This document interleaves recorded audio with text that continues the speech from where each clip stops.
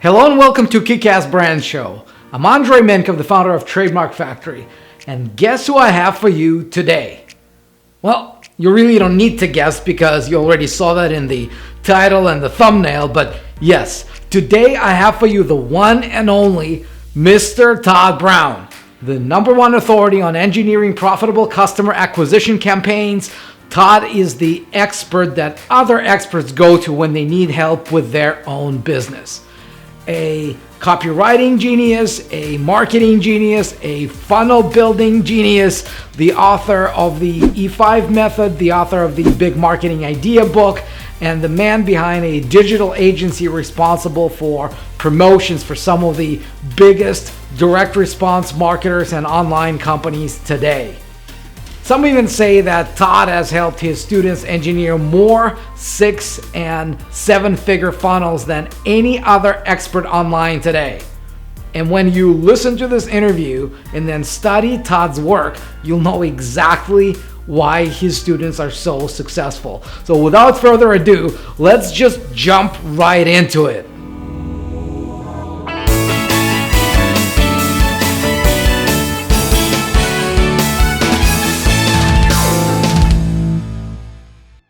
So welcome to the show, Todd, and great to have you. I've been wanting to have this conversation with you for a long time. I've been following you. I've been learning from you, and I think you've got tremendous amount of value to share with all the entrepreneurs who follow the show. So amazing to have you on. Well, thank you for having me. I'm excited to be here, man. All right, cool. Look, I've got obviously a whole lot of questions, but let's start with this. I know you as a genius marketer. I know you as an amazing copywriter. I know you as somebody who builds amazing funnels. I know you who's a strategist. But in your personal view, and that will probably tie into the longer version of your story, what is your #1 ninja skill? If you were to stop doing everything else, what's the one thing you would focus on? Wow, that's a great question. I don't know if I have any ninja skill, to be honest with you. I'm really only good at one thing. Like, I'm not a handy guy. I can't fix stuff around the house. I'm not good with tools. I can't cook. I'm not very good at much, but fortunately, thank goodness, I am blessed with the ability to understand how to generate customers in almost any business. Fortunately, at this point in my life, I've never come across an entrepreneur or a business that stumped me in terms of being able to create a campaign that brings in customers. I know that's probably a very self-serving answer, but it's the truth. I'm terrible at all else, man. I've got one thing that I do well, and that's it.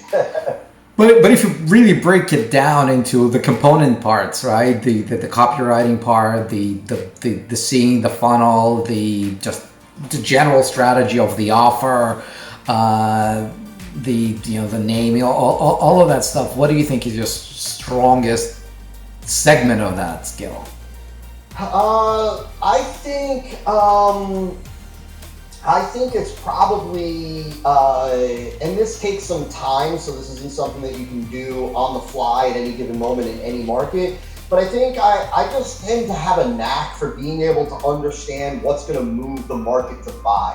I'm able to spot an idea and know whether that idea is going to be wildly compelling to a market or whether it's going to roll off their back as more of the same. And I think that's a critical skill set. I think I think anybody can develop that skill set over time. I think certainly it comes with experience and it comes with time.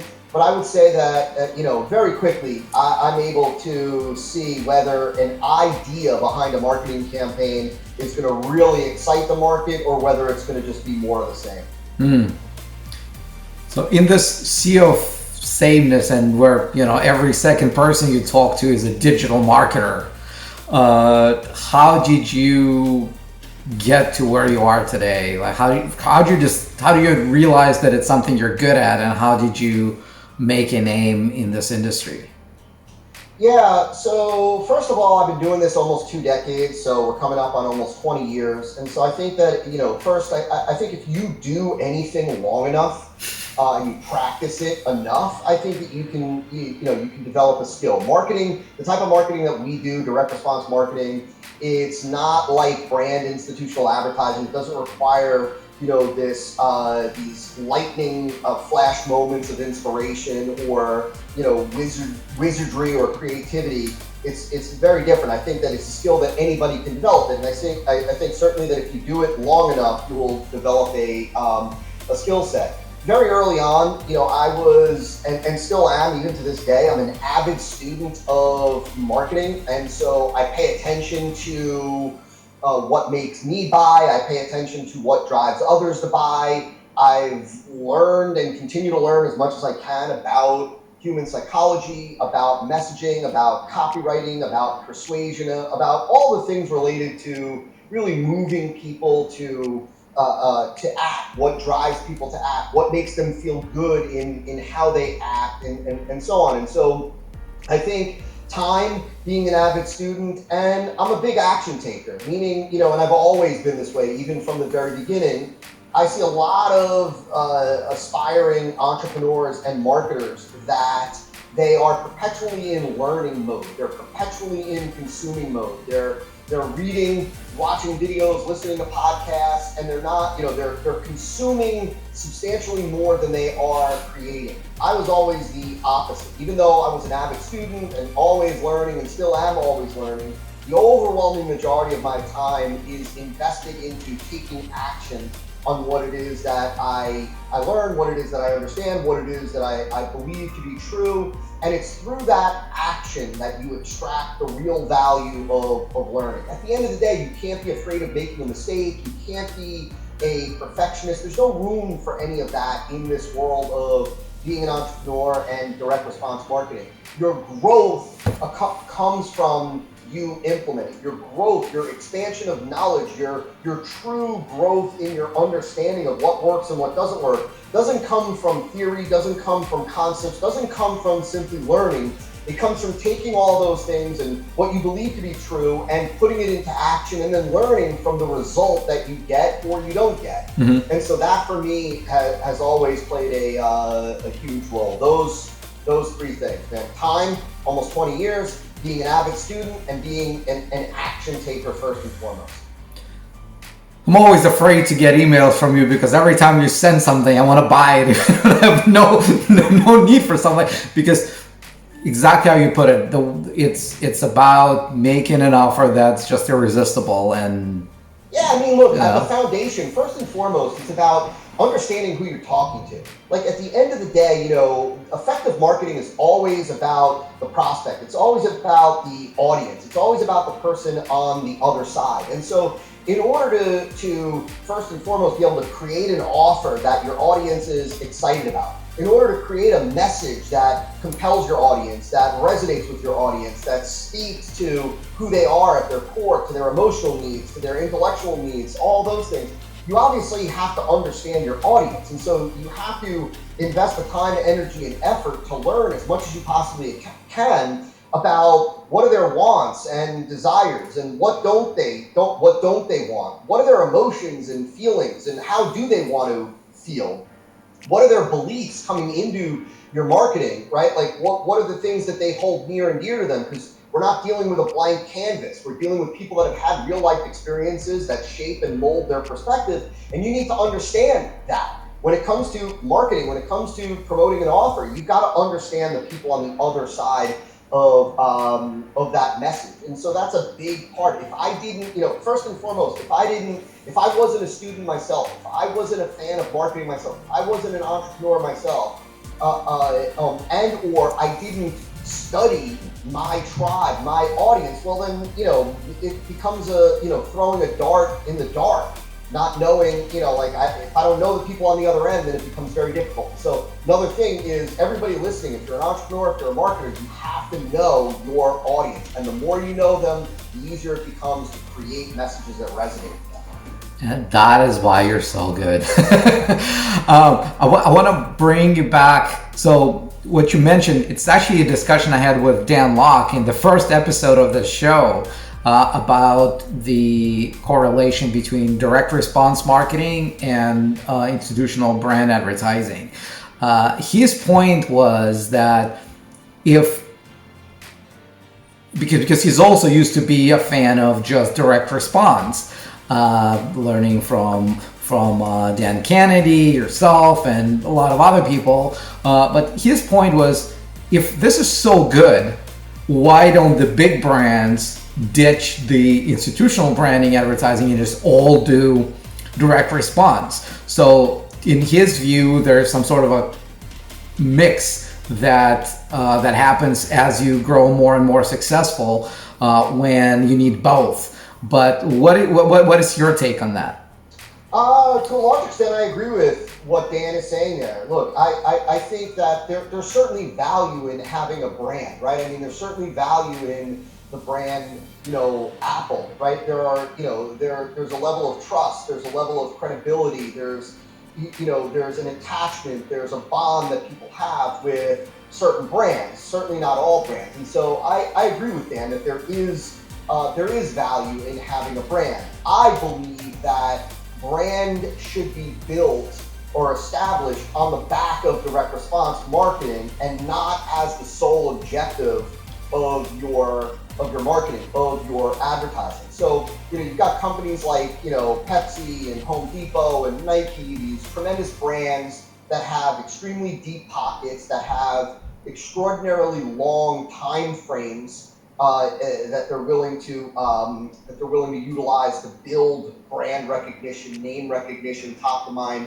awareness, and that's the focus of their ads. The focus of their ads is top of mind, is to keep the brand, the name, the logo out in front of people, so that if and when people may want their type of product or service, their brand will be the first that they think of. For us as small to medium-sized entrepreneurs, if you're under under $500 million a year, you are, I would call you a mid to small entrepreneur. There are tremendous benefits to using direct response over brand institutional advertising. First of all, for brand institutional advertising, as I already said, it requires deep pockets and it requires in many cases, a long period of time. It requires a lot of money and it requires a lot of repetition, a lot of repeating. With direct response marketing, first of all, we've got so many key benefits. Number one, everything is trackable. So we know when we put $1 in, how much money we made back. We know if we make a tweak or a change on any one ad, we know what that tweak or change produced, whether it was positive or negative, whether it produced more money or less money, whether it produced more customers or less customers. Therefore, direct response is very accountable. That means that we don't have to guess or wonder or make any kind of assumptions about any change that we made and whether we improve the result that we are after. As well, speed. With direct response, you can produce an ad and get results very quickly. You can generate a customer very quickly. You can generate a sale very quickly. You can get an ROI very quickly. As well, the fact of the matter is, for the small, mid-sized entrepreneur, there is nothing more profitable than direct response, right? It's a very profitable type of marketing approach. It's a very profitable way to, when done right, to build and scale a business. And so you don't have to wait a long time. You don't have to have a lot of money. You can start today with a direct response ad campaign for a few bucks on something like Facebook or Google and see a positive ROI potentially within days, weeks, even sometimes hours. And so for all those reasons, it is the go-to, or should be the go-to, for small, mid-sized companies, entrepreneurs, etc. So you're known for, well, to me, you're known for two big things that, other than, I'm not naming the products. I'm talking about the ideas that, or the concepts that you've authored, both of which I think are just super useful. The big idea and the unique mechanism. Would you, and I know with, having taken a lot of lessons from you, most people, including myself initially, misunderstood what you meant by unique mechanism. If you could just talk a little bit to that, that'd be great on both. Yeah, today I really think, and what I'm about to share, I think everybody pay attention, because I believe that this is worth its weight in gold for those of you that understand. First and foremost, before I explain what the unique mechanism is and why it works so well, it's important for everybody to understand that today, more so than ever before, differentiation in marketing is critical, right? People don't always pay attention to what's better, but they do pay attention to what's different. Differentiation is critical, and it's always been critical in marketing and business development, but it's changed and it's evolved. Many years ago, differentiation was all about differentiating the business or company or entrepreneur behind a product or service. What made you personally different? Your track record, your credibility, your education, your years in business. Today, those things are rather inconsequential to prospects when it comes to differentiation. Today, what difference they want to see is in how your product or service works to give them the result that they want, to give them the benefit that they want, to give them the outcome, the change that they are looking for. They want to know that your product works to give them that benefit in a different way from everything else that they've already tried, from everything else that they've already seen, from everything else that they've already offered. Well, that way is what we call the mechanism. And there's a mechanism behind every product or service, right? If you market and sell a supplement to help people lower their cholesterol, there's a reason why that supplement works to lower cholesterol. There's a mechanism. It could be a certain nutrient, it could be a combination of nutrients, it could be a dosage. If you've got a software that you market and sell, and that software promises to give people top Google listings in the Google search engine, well, there's a reason why your software works. There's a mechanism behind that software. It could be an algorithm, it could be a formula, it could be what it looks at or what it outputs, whatever it may be. So there's a mechanism behind every product or service. What your prospects in your market want to know is what makes your mechanism different from every other mechanism. What makes your mechanism different from the people that you're competing with, the other software systems out there, the other supplements out there, in terms of how your product or service works. See, because today, everybody and their brother that's marketing or selling something makes promises. They promise outcomes, they promise benefits, they promise results. Today, prospects have heard all those promises. They've heard all those claims, they've heard all those benefit statements. And so today, that's why prospects are more skeptical and jaded than ever before. And so they're looking for, all right, you're making a promise, the same promise that your competitors have made, the same promise that this company made, that company made. Now tell me how your product or service works differently from all those to give me that benefit. And that mechanism, that different way, is what we call your unique mechanism. It's the unique way, or the unique part, process, component, aspect, system within your product or service that is responsible for giving prospects the result that they want, the outcome that they want. And when you have a unique mechanism, a new and different way to give prospects the result that they want, you give them hope, you give them excitement, emotional excitement, because they're finally being exposed to something that they never were exposed to before. They have a chance to finally get this outcome using something new and different. And so they have hope that maybe this time your mechanism, your unique mechanism, maybe this time it'll work for them. And so when you are able to identify a unique mechanism within your product or service, which every marketer, every entrepreneur is able to do, every product or service is able to identify the unique mechanism. You just have to understand how to do it and how to name it and so on. Well, the beautiful thing becomes then we have this opportunity in our marketing to educate on the unique mechanism, to explain how and why the unique mechanism is the best way for that prospect or those prospects to get the outcome that they want, how and why it's superior to other mechanisms, how and why it works better, faster, with less stress, less work or whatnot than all of the other mechanisms. And so in the process of educating them on that, all you're doing is creating demand for your particular product or service, because there's nowhere else that the prospect can get the unique mechanism other than with your product or service through your offer. So simply by identifying your unique mechanism and then educating, and you know, because you've learned that there are nuances to this, but educating on the unique mechanism, we get buy-in on the unique mechanism. The prospect gets excited about your unique mechanism. And then when you present your offer, which is for the product, which contains the unique mechanism, prospects jump at it because you've educated them on why it's the perfect solution, and you are the only source of that unique mechanism. That's why it's insanely powerful. This is, if there's nothing else you get out of this interview, just go back, listen to this again and again and again, because this is where the money is. Yeah. And so I've been talking about this from the trademarking perspective and in terms of naming and protecting the name of that mechanism. You also talked about this in your book, the Unconverted book, which I think I got at Funnel Hacking Live like a few years ago.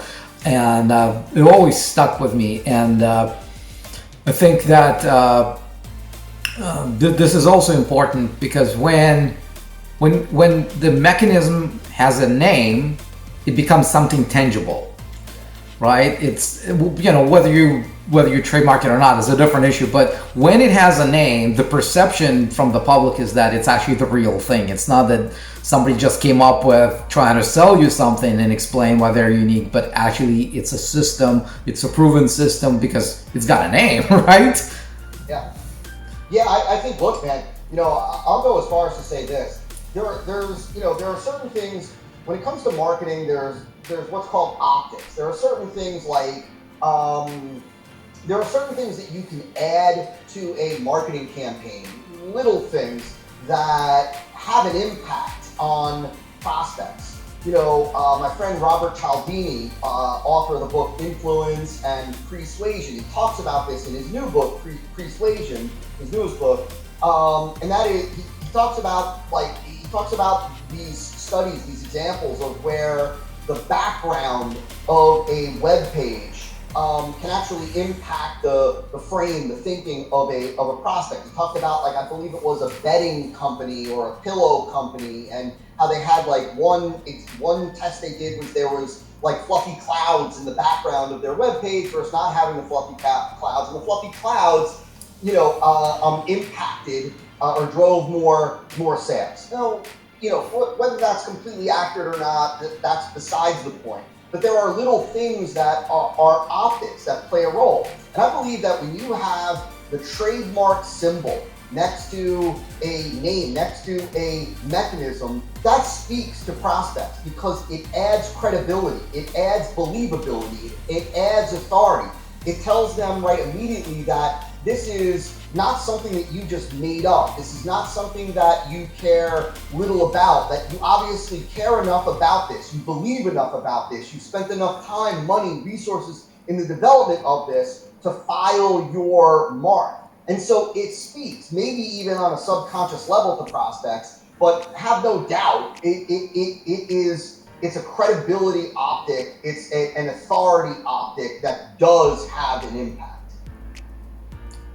Talk a little bit about the big idea and why most people fail to use it. Yeah, I think, look, today most people are, you know, so the big marketing idea is, first of all, when we're talking about the big marketing idea, we're not talking about a big idea. When most people hear big idea, they think the next latest and greatest app or latest and greatest piece of technology. We're talking about a big marketing idea. Big marketing idea is, first and foremost, let's take a step back and say this. Every marketing campaign, every advertisement, every email, every blog post, every video has an idea behind it. Just like every book has an idea, every movie has an idea. Like, there's an idea behind it. It can be a plain vanilla, run-of-the-mill idea, an ordinary idea that people have heard before, seen before, come across before, read about before, heard about before. Those type of ideas people don't pay attention to. When it's more of the same, it just becomes noise. Then you've got new, unique, timely, fresh, controversial ideas, compelling ideas, ideas that are take a different angle, a different story, a different perspective. Well, that's part of what makes a big marketing idea. A big marketing idea is an idea for your marketing campaign that is intellectually interesting to your prospects, it piques their intellect, and it's emotionally compelling. And it's emotionally compelling largely because it introduces a unique, a new and different way for them to get the result, the outcome that they want. First, I think the reason why more people don't use it is because most people don't know about the big marketing idea. Most entrepreneurs, most marketers, most advertisers and media buyers, what they've been taught is make a big, bold, audacious promise, right? That is, and just do that. Make a promise, make a claim. Certainly direct response marketers. That's been around since the beginning of direct response marketing. And there was a time when you could get away with just making that big, bold, audacious claim. But today, right, because prospects, people are exposed to more advertising and marketing and sales messages than ever before. Some people say thousands a day between all platforms and mediums. They've heard all the promises. They've heard all the claims. They've been presented with those that big, bold, audacious claims before. And so it no longer grabs attention like it once did. As well, platforms like Facebook and Google, they no longer want advertisers that are making these big, bold, audacious claims. They consider them unsubstantiated claims, and it's bad for user experience. So between the fact that the market, prospects, people in general are much more jaded, much more skeptical, they've already been exposed to all these claims and promises more so than ever before, and the fact that these platforms don't like these big, bold, audacious claims, it's why the big marketing idea is so effective, because it is a way to get attention. It's a way to cut through the noise. It's a way to separate yourself from the competition in a way where you're with an intellectually interesting idea that is also emotionally compelling. So you're bringing something new, unique, different, fresh, timely, potentially controversial, contrarian, a different angle, and you're using that different angle as the way to get attention, cut through the noise, and capture the interest of your prospect. And then we, then we move them into your campaign where we're presenting the unique mechanism and proving why and how it works and that it'll work for them, and then presenting them with an offer that gives them the chance to get that unique mechanism. And it's a beautiful thing when done correctly. So speaking of done correctly, so what would you recommend to small business owners? They might be, just starting out. They're trying to build their first client acquisition funnel, right? So they've had some success with the offer. People are buying it, but they're trying to build something, do their first cold traffic outreach, something like that. What is your method of where to start with this? How to progress from the idea, we got to get more people in our door, towards actually putting something out there? Yeah, well, this is going to sound self-serving. I would tell people, first of all, you can go to, look, I put out a ton of free stuff on Instagram. There's a ton of free videos and content. You could certainly go to, to our blog and read yes, do that for sure. Of free stuff at toddbrown.me. And this is going to sound really self-serving, but we've got a coaching program where I take people over the course of now 8 weeks and walk them through this process, what we call the E5 method, which is how you actually put together a campaign like this through each step. And it's all about the messaging. So let me say this, that there's a lot of tactical stuff out there that most people are enamored with, or that most people end up becoming enamored with when they get started in marketing on the internet. People want to learn, how do I optimize my videos for YouTube? How do I get rankings on Google? How do I build up fans on Instagram, or followers on Instagram? And guilty as charged.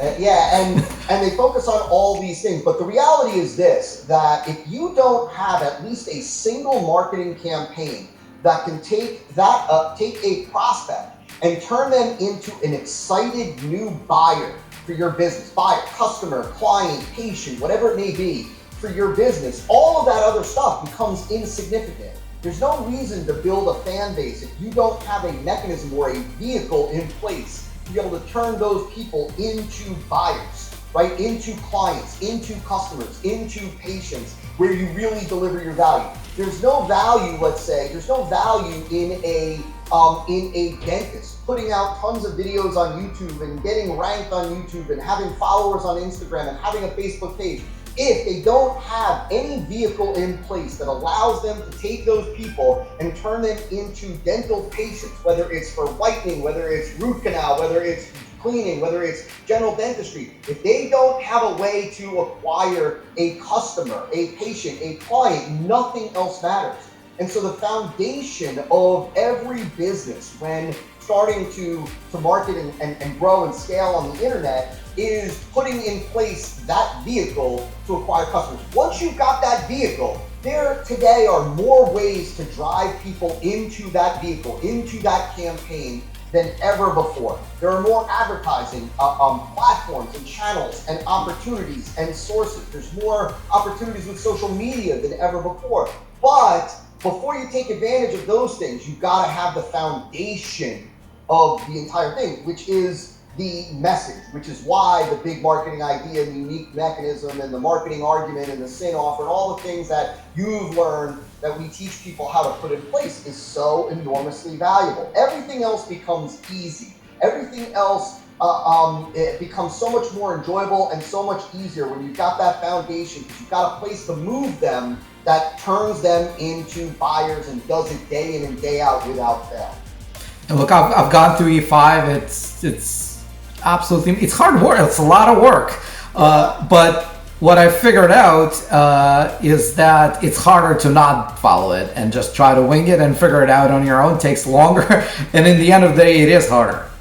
Yeah, I mean, look, man, if I find an easier way, I'll be the first one to pitch it from the rooftops. Believe me, I'm not, I'm not a glutton for punishment. I wish it wasn't, it didn't require as much work, but it does. But at the same time, what we're talking about is the lifeblood of a business. The lifeblood of any business is the ability to get new customers. If you do not have the ability to get new customers and do it consistently, day in and day out, and do it in a way that's scalable, where you can grow that, it's only a matter of time before that business is out of business, right? Because every business has attrition. Every business loses customers, clients, patients over time. If you don't have a way to certainly replenish those and add new ones, nothing else matters. Doesn't matter how beautiful your logo is, your graphic designer is. It doesn't matter. Nothing else matters more than your ability to get new customers day in and day out. Of course, you got to take care of those customers. You roll out the red carpet, you service them, you keep them around long term. Of course, that goes without saying. But if you don't have the ability to get them in the first place and replenish the ones that you will lose, because every business will, then it's only a matter of time before you go out of business. 100%. And it goes well with the idea that I always say it's not about coming up with a cute logo, coming up with a great name. It's about coming up with something unique and making it great over time through what you do as a business, through the value that you give to the market. And that's why it becomes valuable. I bought stuff from that had no logo. And I wasn't looking for a logo. No logo ever made me say, wow, that logo is so nice, I have to buy their product. Yeah. Never, not once. What I mean? It's unfortunately, you said, you asked something earlier, which is an interesting question that nobody asked me or nobody proposed before. And you said, if direct response marketing is so good, then why don't these big companies embrace it? Why aren't these big companies doing it? And that's a really good question that, it's a great question. I think, unfortunately, in life, there's an approach that people continue to take because that's the way it's always been done. I think, today, when most people learn marketing in formal education, when they go through formal education and they learn marketing, they're not really learning direct response. They're learning brand institutional advertising. And so that's what's being taught in the universities and colleges. These big companies want to hire people with a formal marketing education, and so they're perpetuating this this cycle of let's just continue to do brand institutional advertising. And look, I think, it's a lot more difficult for a big company to do direct response marketing than it is brand institutional advertising. For Pepsi to come up with, some new whiz-bang slogan and then just plaster that slogan on billboards, on radio, on TV, and print ads is much easier than doing a direct response campaign where you're tracking each source and each platform and each ad and each headline, and it requires more copy. It's just a different animal. And so I really think that a lot of these big companies continue to do it because that's the way it's always been done, not because it's the best way to do it. That's deep. Yeah. You got a million ways for people to start their journey with you. You got E5, you got the acquire monitor, like a million things. Yeah. What is your suggested way for people to get into your world? Folks should go to learnfromtodd.com, schedule an appointment. You'll meet with one of the members of my team who understands everything that we do here in my company to help entrepreneurs that are serious about growing just fantastic businesses. And they'll be able to explain the next best step for each person, depending on where they are. As long as, look, I'm not, we don't work with people that are just looking to make, an extra, $100 a week, or we're not looking, we don't do anything with business opportunity. We don't do anything with income generation. We work with serious entrepreneurs that want to grow a great business that kicks off a lot of cash, a lot of profits, doing something really good, putting a great product or service in the hands of people. And so that's who we work with. And so for anybody that's listening, if that describes you, go over to Learn from Todd. There's no cost for the call. They're not going to hammer you into buying anything. You'll fill out a little application to see if you even qualify to jump on the phone with somebody on my team. If you do, you'll schedule a call, you'll jump on, they'll ask you a bunch of questions, and then based on your answers to those questions, they'll suggest what is the best path for you, and then you get to decide what you want to do. Do that, and if nothing else, even if your $7 books, they're full of amazing value. So even if you're just starting out and don't qualify for Todd's, more hands-on programs, I wholeheartedly recommend the books because there's amazing value there. Well, I appreciate that. You're doing great work, man. I'm so proud of you. I love the passion that you have for helping businesses to secure their assets. I think, I'll give you a little plug for what it's worth. I think, unfortunately, people don't give enough thought to the protecting of their business assets, like the value of a trademark, until the damage has been done, until something has already been stolen or swiped or copied or modeled, where their business is then being negatively impacted, and by that time, it's too late. The best time to have insurance is before something goes wrong. And if you really think about it, we've got protection for your house, you got protection for your car, you got protection for your health. This is part of protecting your business. Wow. Thank you.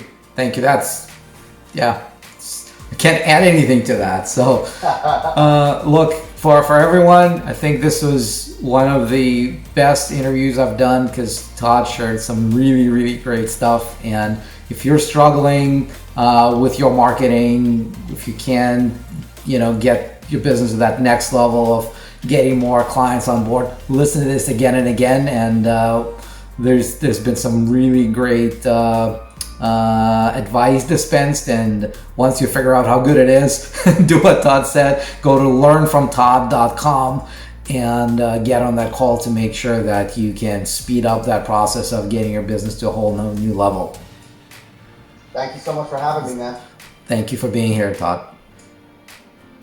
Once again, make sure you get on Todd's newsletter, get as much of his free stuff as you can, and when you're ready, go to learnfromtodd.com and book your free call to see how you can take this relationship to the next level. Now, if you care about the marketing for your business, and if you're running a business, you should care about your marketing, Todd is the expert that I personally recommend.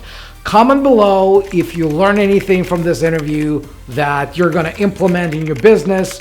What's your biggest takeaway? And also like and share this interview with your friends. Now, if you think that you deserve to be on the show because you have a kick-ass brand, email me at next@kickassbrandshow.com. It's next@kickassbrandshow.com. And until then, I will see you in the next video.